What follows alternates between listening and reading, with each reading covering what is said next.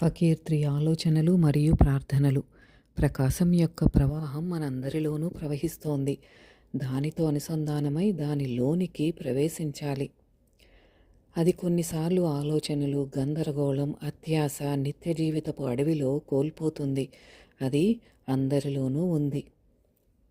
కొందరు తమ జీవితమంతా దాని సౌందర్యాన్ని ఒక్క క్షణం కూడా ఆస్వాదించకుండా, ఆ చల్లని ప్రవాహంలో శుద్ధీకరించుకోకుండా జీవితం గడిపేస్తారు.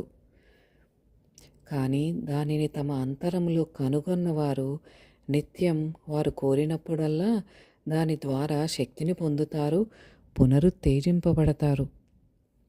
మనిషి కొంచెం నెమ్మదించాలి. తనలో ప్రవహిస్తున్న ఆ ఝరిని వినాలి, అందులో లయమైపోవాలి.